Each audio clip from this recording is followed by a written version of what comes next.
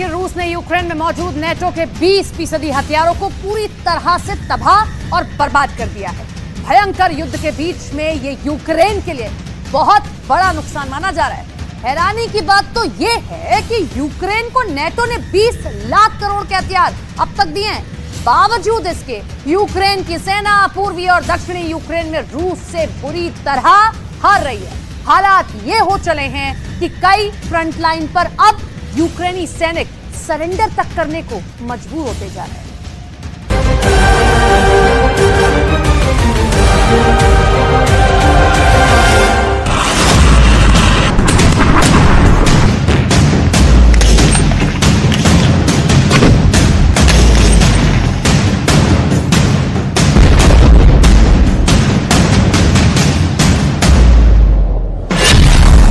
हफ्ते में यूक्रेन का सरेंडर।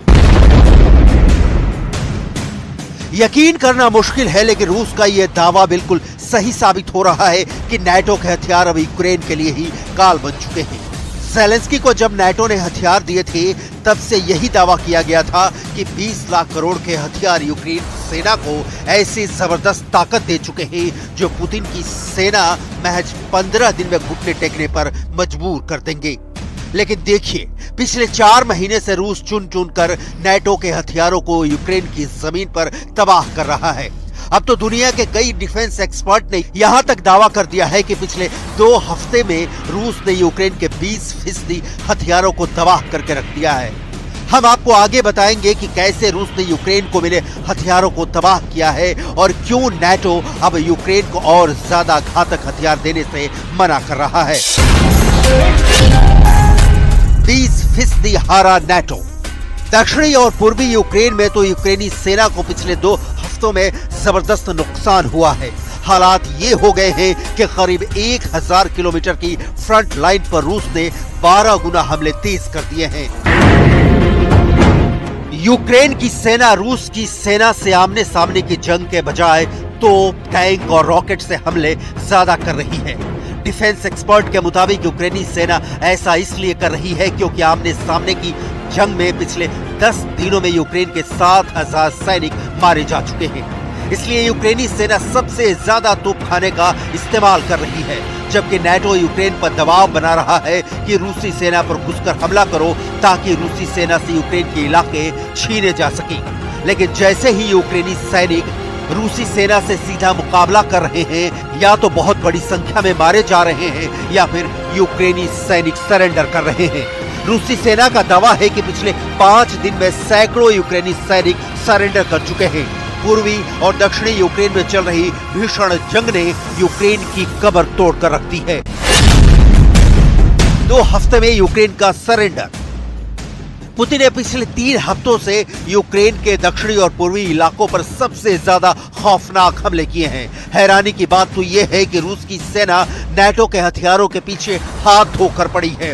नाटो के Leopard 2 tank, Challenger tank, HIMARS rocket और पैट्रियट मिसाइल सिस्टम को धमाकों के साथ उड़ाया जा रहा है। अब तक यूक्रेन का 45% तोपखाना रूस तबाह कर चुका है, जबकि यूक्रेन को नाटो से मिले 31% हथियार कारखाने में मरम्मत के लिए भेजे जा चुके हैं। इधर पुतिन के हवाई और जमीनी हमलों ने यूक्रेन के टैंकों का कचूमर निकाल कर रख दिया है। रूस के दावों के मुताबिक यूक्रेन के दर्जनों टैंक जोरदार धमाका से उड़ा दिए जा रहे हैं, जिसमें से कई टैंक धमाकों की वजह से पेड़ पर लटक गए और कई जमीन में दफन हो गए। पुतिन का धमाका, पेड़ों पर लटके नाटो टैंक। इस वक्त रूस ने 250 लड़ाकू विमान और 3000 टैंकों से यूक्रेन के पूर्वी और दक्षिणी इलाके में कोहराम मचा रखा है। ओडेसा, खार्किव में यूक्रेन के बंदरगाह से लेकर बस्तियां तक तबाह हो चुकी हैं। पूर्वी यूक्रेन के ज़पोरिज़िया में रूस ने कुछ इलाकों में 12 किलोमीटर तक कब्जा कर लिया है। ऐसे में सवाल उठ रहे हैं, तो फिर यूक्रेन को मिले नाटो से हथियार क्या कर रहे हैं? क्या नाटो के हथियार रूसी सेना के सामने नाकाम हो रहे हैं? पश्चिमी मीडिया की एक रिपोर्ट में नाटो के हथियारों पर सनसनीखेज दावा किया गया है। जंग के लिए यूक्रेन को नाटो अब तक 20 लाख करोड़ के हथियार दे चुका है।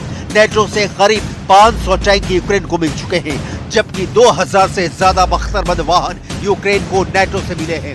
इसके अलावा अमेरिका का पैट्रियट मिसाइल सिस्टम और हिमास रॉकेट भी यूक्रेनी सेना इस्तेमाल कर रही है। लेकिन हैरानी की बात यह है कि नाटो के ये सभी घातक हथियार रूस के सामने टिक नहीं पा रहे हैं।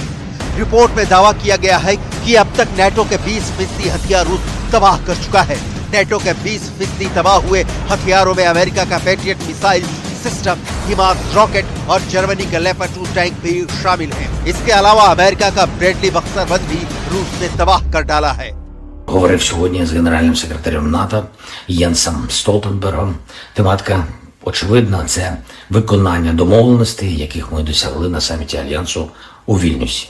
Пріоритетні зміни – це якнайшвидший вступ в НАТО, коли дозволять безпекові умови. Лише це надійно гарантувати. पुतिन का धमाका पेड़ों पर लटके नाटो टैंक।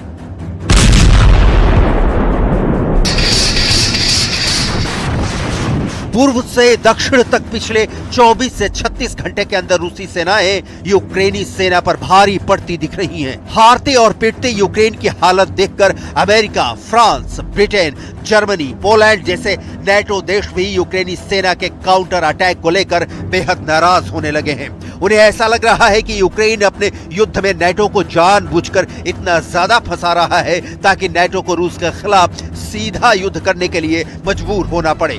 रूस ने जिस तरह से यूक्रेन के खार्किव में ट्रिपल अटैक किया है वो हैरान करने वाला है। 1 लाख सैनिकों के साथ लगभग 1000 टैंकों से हमला नाटो और यूक्रेन के होश उड़ाने वाले साबित हो रहे हैं। इधर ज़ेलेंस्की ने नाटो पर भड़कते हुए साफ कह दिया है कि अगर 72 घंटे में बिगड़े हालातों को नहीं संभाला गया तो फिर कुछ भी हो सकता है। लेकिन रूसी सेना की तरफ से जो तस्वीरें जारी की गई हैं वो हैरान करने वाली हैं। रूस ने लोकेशन तो नहीं बताई है लेकिन दावा किया है कि यूक्रेनी सैनिक अपनी जान बचाने के लिए तेजी से सरेंडर कर रहे हैं। यूक्रेनी सैनिकों का सरेंडर। रूसी सेना ने यह नहीं बताया है कि पूर्वी और दक्षिणी यूक्रेन के किस इलाके में यूक्रेनी सैनिकों ने सरेंडर किया है, लेकिन दावा किया गया है कि 200 से ज्यादा यूक्रेनी सैनिकों ने पिछले 5 दिन में सरेंडर किया है। कुछ रिपोर्ट के मुताबिक यूक्रेनी सेना ने ज़पोरिजिया के ओरिखेव और रोबोटिन इलाके में सरेंडर किया है, लेकिन इसकी पुष्टि नहीं हो पाई है। दावा यह भी किया जा रहा है कि यूक्रेनी सैनिक इसलिए भी सरेंडर कर रहे हैं ताकि उनकी जान बच सके। अगर यूक्रेनी सैनिक वापस भागते हैं तो यूक्रेन के सैनिक ही उन्हें मार देंगे। इसीलिए यूक्रेनी सैनिक मरने की बजाय रूस की सेना के सामने सरेंडर करना बेहतर समझ रहे हैं।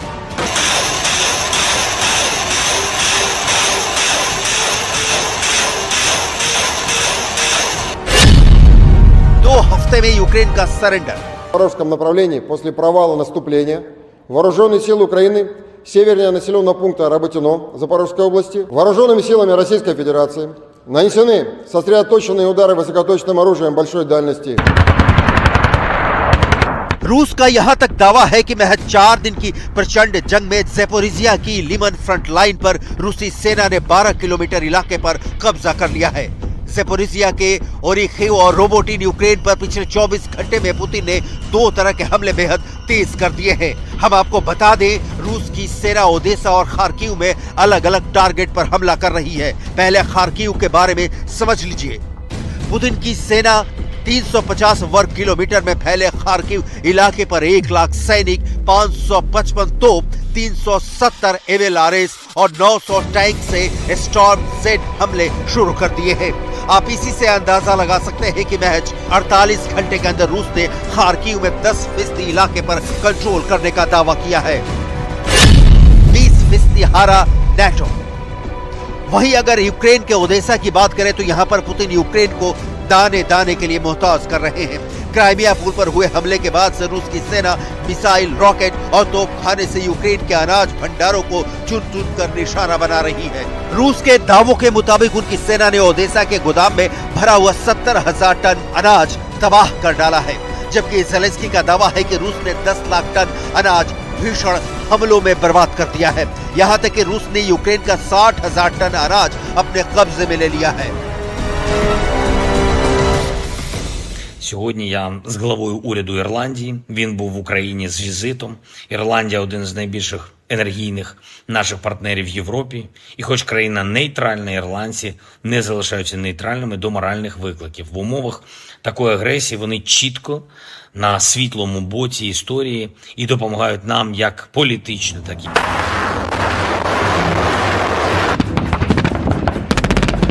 पूर्व से दक्षिण तक पिछले 24 से 36 घंटे के अंदर रूसी सेना यूक्रेन सेना पर भारी पड़ती दिख रही है। हारती और पिटती यूक्रेन की हालत देखकर नेटो के 20% हथियार रूस तबाह कर चुका है और यूक्रेन के सैनिक सरेंडर कर रहे हैं, तो फिर जेलेंस्की का यूक्रेन अब आगे क्या करेगा, ये एक बड़ा सवाल है।